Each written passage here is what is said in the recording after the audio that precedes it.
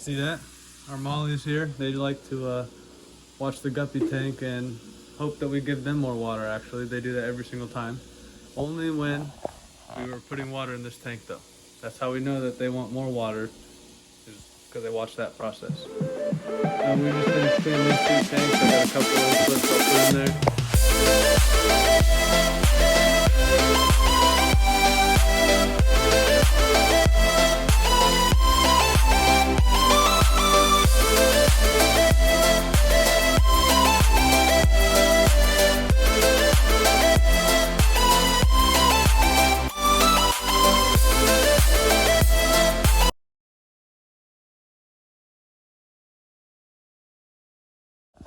We're about to clean the 15-gallon again, so we'll let you watch that a little bit. And then another treat for today is we're gonna come over here and trim out some of this Java fern windelov and make some rocks kind of like these guys here. These guys here, we're gonna make some of those, but with this guy, and see how many we can make. So yeah, we're gonna show you guys that process. Basically today is a couple tank cleanings and some plant trimmings. We might make some water wisteria bundles. I don't know, maybe. I kind of like them just floating them around.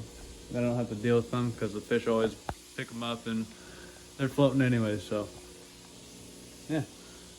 We also got a new vase today. I can walk over.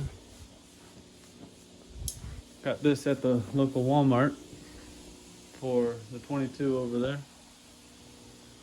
So we might change this out today, put some moss in there, show you guys that process. And yeah, we'll just basically another video of a day in our little fish corner. So I hope you guys enjoy.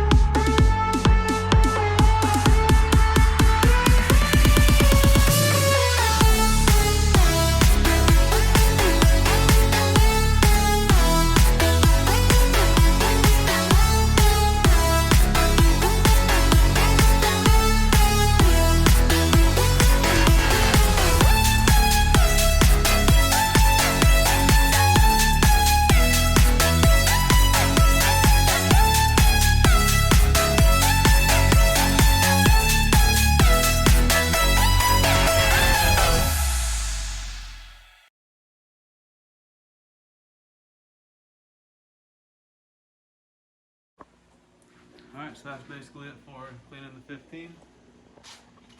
Oh, wait, yep. See, Katie always remembers. Thanks, babe. But before we do that, put that up there. Any extra water we have, cleaning any of our tanks, this tank, the best way to judge it is by looking at our heater over here, because it all evaporates being a no-lid tank. So we like to be right about here in this area. We're a little low. We can go fairly low-ish on the heater. Fine, you know fish, you know how heaters work. But basically anything extra, just as for top off in this tank. Since there's no lid, there's a lot of precipitation. Yes, that's the big word. I don't know the big words. Alright, see, it's not much, but it keeps the tank from actually getting to a point where it's drastically too low. So now we're going to come over here and look at this windelov. Which that there looks like a good one to trim.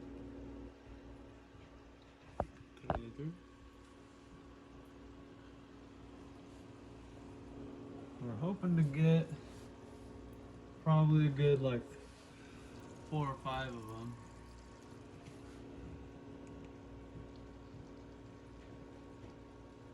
Here's another little guy.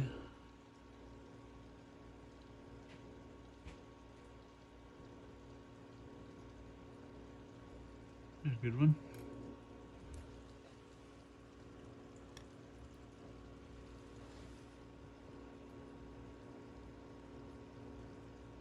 Yeah, that looks like a good one too.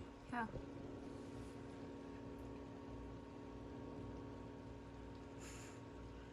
Man, all tangled up. So we're just gonna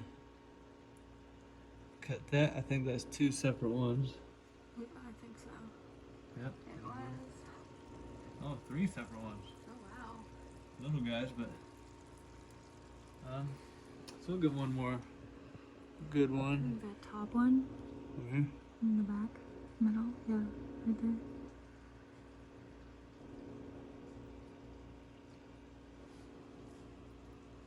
Just because now it's shorter, so it has more room to grow up. Good idea. This actually might be another two also. I think it is. And then, while we're in here, so we had a Java fern on this rock down here and it fell off. So, here it is. Oh. We'll take that guy out. We'll probably pull that rock out and re-glue it.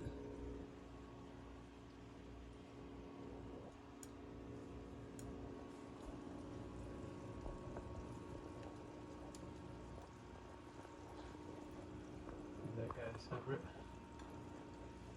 Alright, and that's basically all there is to it when it comes to trimming the Java fern. I can show you. You come in real close. For an example, so it grows off of the leaves of the old plant. And that goes for the Windelov and the regular. So this is the old leaf down here at the tip of the scissors, where the roots grow out and then start a new leaf. So if you go down here to our regular guy, I'll actually get in the scissors. So each one of these were ones that we cut off of a previous Java fern. And since they've been growing, it's already got this little growth coming off the leaf here.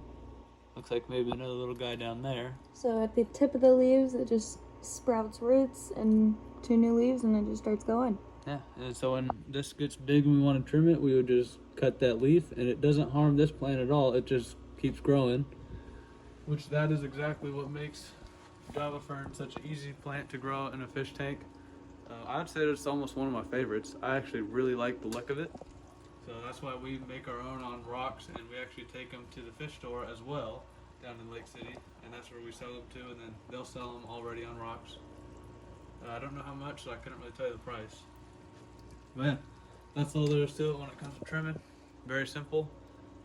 We're gonna go start gluing these onto some rocks. We'll probably show you a couple clips from that process. And we got some other stuff we got to do today, but yeah. So.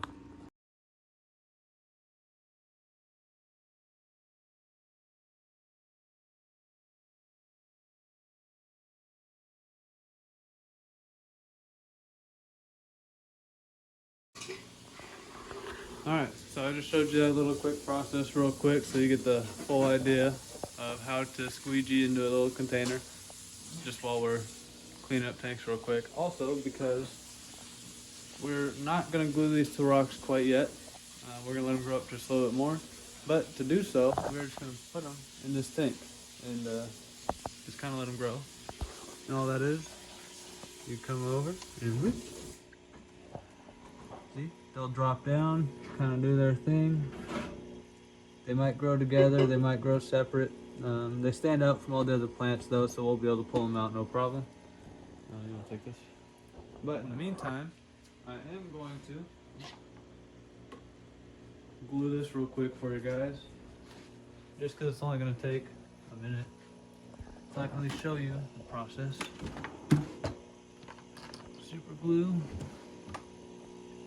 Oh, got my plant. Let me grab the rock real quick.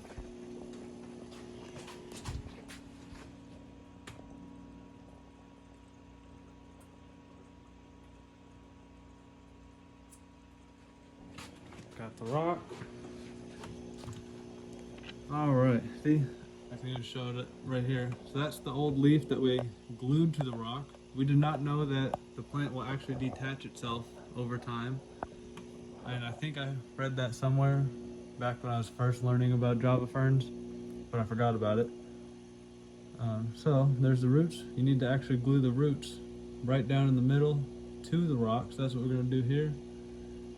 It can be damp, so super glue, if you didn't know, dries by water, especially the super glue gel dries by water. Yes, the super glue gel, Not super glue. which makes it very helpful when doing this to plants. Hello. Oh, might need a new super glue. Oh, all right. Bear with me. You just add your little dab or a glob. Put it like that. Take your little root ball, find yourself a good spot. And push it in there.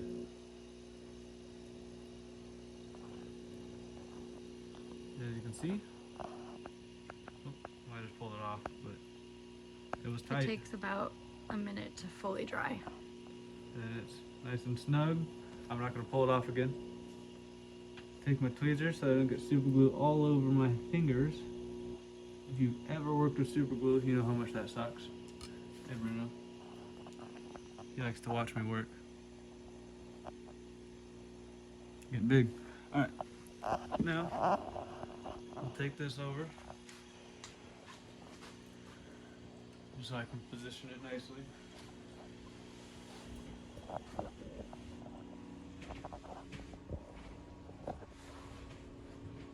And we'll just kind of plop it right back where it was. Just like so. And that's basically all there is to it when it comes to gluing a plant to a rock. So we're going to probably do those other ones tomorrow or the next day, and we can make a video about that. But for the meantime, just like, comment, subscribe. You guys have been doing wonderful, helping me build this channel. There's a little guppy. And the molly. And the molly. So with these guys, Oh, you scared.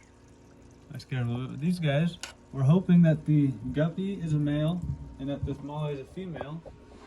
And in this puffer tank here, we are going to experiment with breeding muppies. So that is a quick little insight about future project to come. So there's those guys. So yeah, just like, comment, subscribe, and stay tuned for the next videos.